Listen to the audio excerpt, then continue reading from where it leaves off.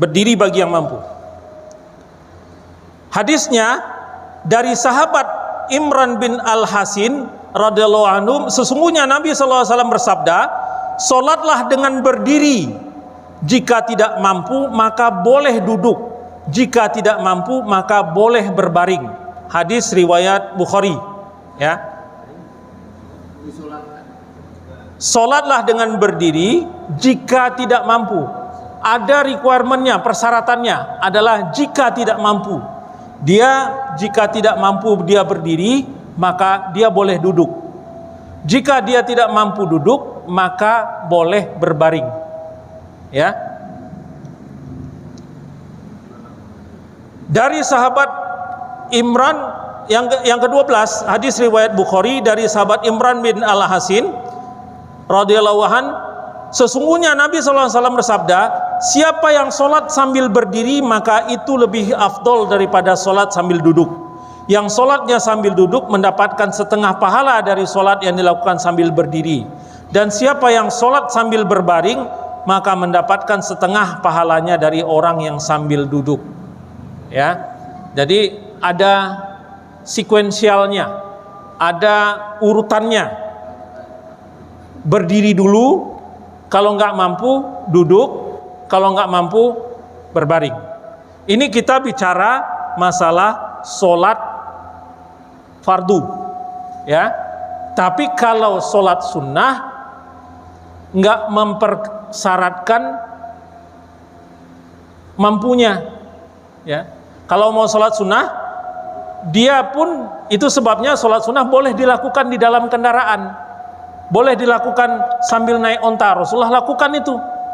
Tapi Rasulullah tidak pernah melakukan sholat fardu di atas onta, di atas kendaraan. Rasulullah melakukan sholat sunnah di atas kendaraan pernah, ya. Bahkan di dalam masjid pun ada keterangan yang menyebutkan boleh dilakukan sholat sunnah sambil duduk walaupun dia mampu untuk berdiri. Ya, jadi kalau sholat sunnah bukan requirement-nya bukan karena mampu, tetapi ada contoh, ya. Nah, masih berdiri bagi yang mampu. Para imam mazhab berdiri qiyam dalam sholat fardu merupakan rukun sholat. Ini tegas, ya. Berdiri qiyam dalam sholat fardu merupakan rukun sholat bagi yang mampu melakukannya. Jika tidak mampu berdiri, maka dilakukan sambil duduk. Ya. Kemudian, jumhur ulama mengatakan untuk sholat sunnah berdiri bukan merupakan suatu kewajiban, tapi hukumnya hanya sunnah, kecuali mazhab Hanafi.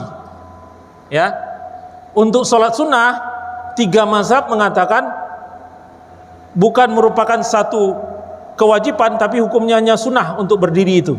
Ya, kecuali mazhab Hanafi mengatakan kecuali sholat witir, sholat nazar dan 2 rakaat sholat sebelum subuh itu diwajibkan untuk berdiri. Lain dari itu boleh tidak berdiri, hanya hukumnya sunnah di dalam mazhab Hanafi. Tapi jumhur ulama mengatakan semuanya, termasuk 3 sholat yang dikecualikan oleh mazhab Hanafi.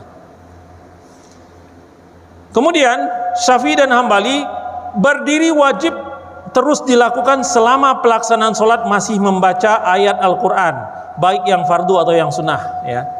Hanafi dan Maliki wajib berdiri hanya saat membaca Al-Quran yang wajib, Al-Fatihah saja. Jika membaca yang hukumnya sunnah, berdirinya juga sunnah. Jadi kalau dalam mazhab Syafi'i dan Hambali yang wajib berdiri itu, yang rukun berdiri itu adalah pada waktu membaca Al-Fatihah, karena Al-Fatihah itu sendiri adalah rukun. Hanafi Maliki mengatakan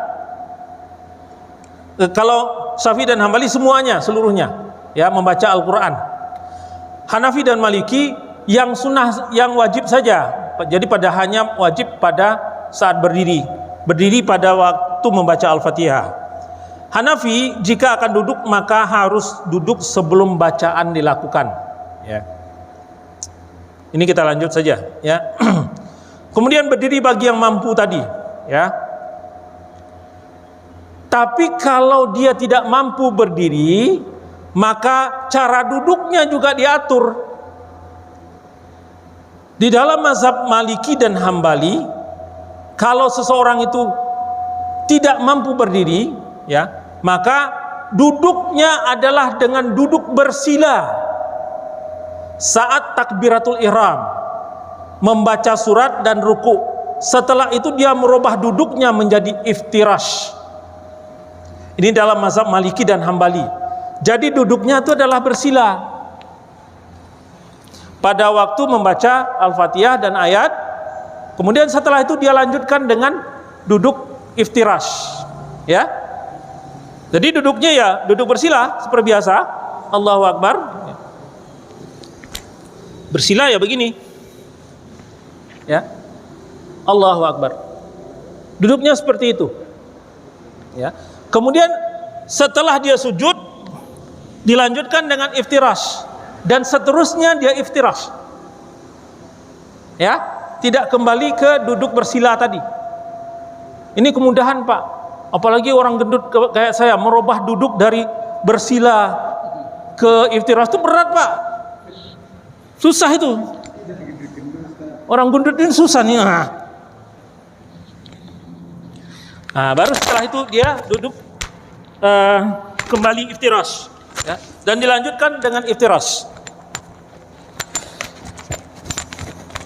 Banyak kesulitan buat orang gendut, makanya cukup saya aja yang gendut, yang lain nggak usah gendut lah.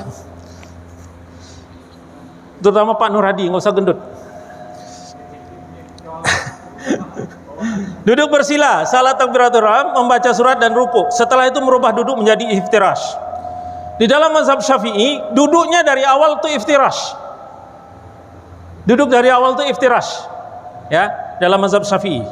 Dalam mazhab Hanafi boleh duduk sekehendaknya sesuai kemampuan. Ya, kalau dia nggak bisa bersila, sakit kakinya, dia boleh berselonjor, boleh duduknya, ya. Di antara semua keempat imam mazhab itu, yang salafus soleh itu nggak ada satupun yang mengizinkan duduk di atas kursi, ya. Nggak ada satupun yang mengizinkan duduk di atas kursi. Kursi ada di zaman Rasulullah, ada, tapi nggak pernah dicontohkan duduk di atas kursi. Duduknya di bawah. Mau duduknya iftirash, mau duduknya bersila, mau duduknya seperti apapun, berselonjor juga boleh, ya, seenaknya, sesukanya, tapi tidak ada di kursi. Nih, mohon maaf saya berkatakan, ini saya sampaikan ini karena saya melihat di sini umumnya begitu, ya. Jadi gini, ada yang nyediain kursi itu saya sama Pak Salim yang beli kursi itu, ya. Niatnya bukan untuk orang yang sholat, niatnya adalah untuk pada saat kajian, pada saat khutbah, orang yang berat untuk duduk di bawah boleh duduk, yang sepuh-sepuh boleh duduk di atas. Kayak seperti ini nih, bagi yang berat untuk duduk lama itu boleh duduk di atas, itu disediakan kursi untuk itu, ya. Tapi bagi orang yang memang mampu untuk duduk iftirash atau duduk bersila, duduknya itu bukan di kursi. Ini perlu saya sampaikan. Saya bukan apa-apa, saya takut ketiban dosanya nanti ini, ya, karena nyediain kursi. Kursi itu tidak diuntukkan itu. Lantas ada lagi yang berpendapat bahwa itu di Masjidil Haram, di Masjid Nabawi disediain kursi. Lah iya, orang di sana untuk itikaf. Coba lihat syekh-syekh itu, dia duduk di atas kursi pada saat dia itikaf. Lama, karena itikaf itu panjang. Nunggu dari zuhur sampai asar misalnya, atau dari maghrib sampai isya, dia duduk di kursi.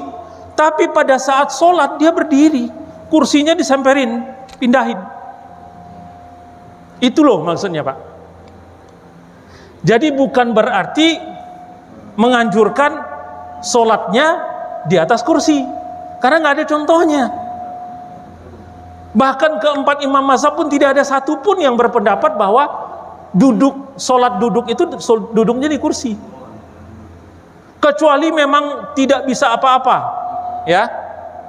Duduk iftiras juga nggak bisa, duduk bersila juga nggak bisa, duduk apa-apa nggak bisa, ya.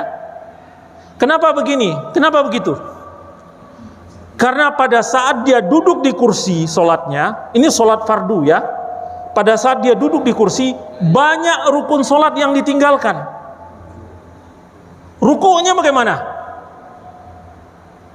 Sujudnya bagaimana? Ya kan? Sujudnya begini, menyentuh tempat sujud enggak? Padahal persyaratan sujud itu adalah ada 7 anggota sujud kan? Nanti kita bahas pada waktu kita membahas sujud detil, ya. Sujud itu ada 7 anggota sujud: ujung jari, lutut, 2 telapak tangan, 6, ya. Tambah yang ke-7 disebutkan hidung dan dahi itu sejajar. Orang yang sholatnya duduk di kursi, sujudnya sempurna nggak? Nggak ada. Hanya ujung jari kakinya aja yang sampai ke bumi. Lututnya nggak kena, tangannya nggak kena, ininya nggak kena. Jadi dari 7 hanya 2 yang bisa. Itu sebabnya bukan di kursi tempatnya, tapi duduk di bawah. Kalau dia duduk di bawah, masih bisa dia sujud. Dia nggak bisa berdiri. Karena sebagian besar tidak bisa berdiri itu adalah karena lutut biasanya ya. Macam-macam lah ya. Tapi kalau dia masih bisa duduk, dia masih bisa sujud. Sujud itu jarang yang bermasalah orang sujud, kecuali punya tekanan darah tinggi banget. Kalau dia sujud langsung vertigo. Ya. Itu lain persoalan. Tapi sebagian besar kita adalah karena tidak mampu untuk duduk atau tidak mampu untuk berdiri. Yang paling berat itu adalah berdiri, ya. Nanti kita bahas pada bagian berdiri dari sujud yang paling mudah, ya. Nah, ini orang yang biasanya duduk itu masih mampu dia untuk sujud. Dia masih mampu untuk sujud. Tapi karena dia duduknya di kursi, ya sujudnya menjadi tidak sempurna. Padahal esensi daripada sholat itu apa sebenarnya? Sujud. Iya kan? Sehingga di dalam Al-Quran pun istilah sholat itu beberapa banyak yang disebutkan dengan mempergunakan sujud. Esensi daripada sholat itu adalah sujud. Sujud itu adalah penghambaan. Ya, saya sampaikan ini bukan untuk berghibah, ya, hanya untuk mengkoreksi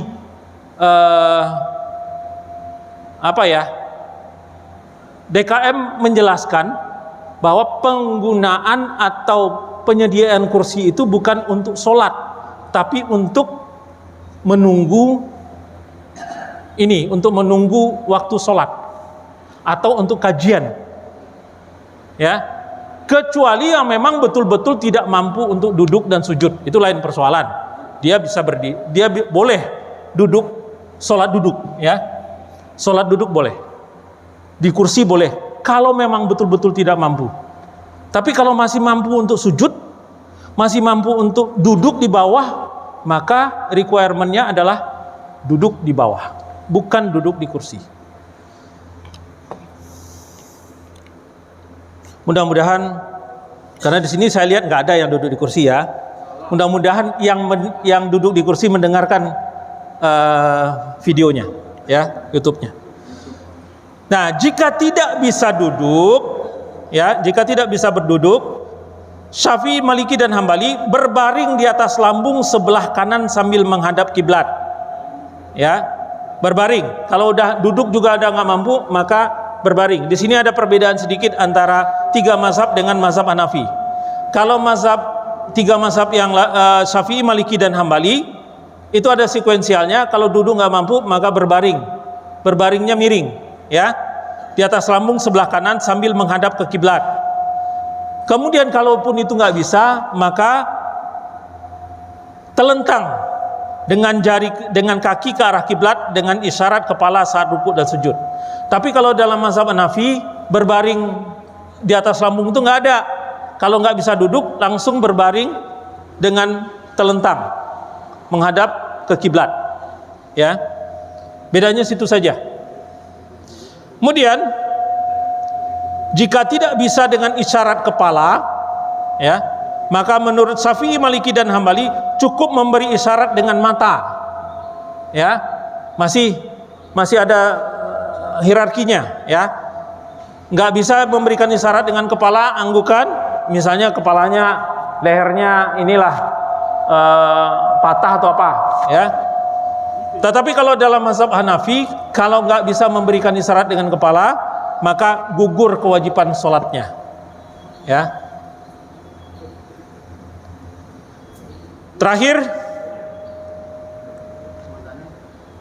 ini bagian yang juga krusial, ya. Merenggangkan kedua kaki saat berdiri, ya. Merenggangkan kedua kaki saat berdiri. Dalam mazhab Hanafi disunahkan merenggangkan kaki selebar 4 jari. 4 jari, ya Pak, ya.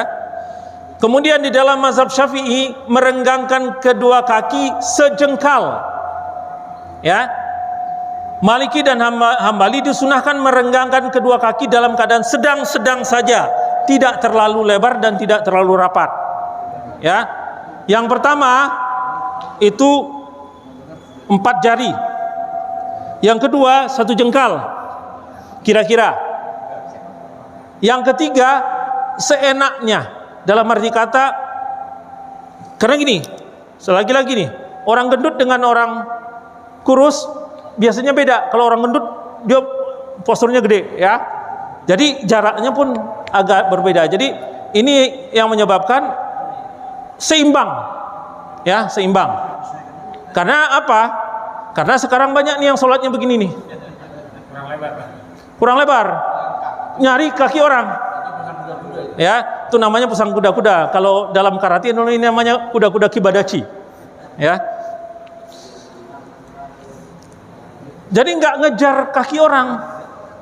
Dan ini sudah dijelaskan oleh ulama salaf, jaraknya seperti apa, ya. 4 jari, nggak boleh rapat nggak boleh, ya. 4 jari, 1 jengkal, atau seimbangnya badan. Jadi patokan kaki itu adalah maksimal seimbang badan, bukan cari kaki orang, ya. Justru kalau cari kaki orang itu cenderung ininya nggak rapat. Jadi rapatnya itu adalah bukan kaki yang rapat, tapi bahu yang rapat, ya.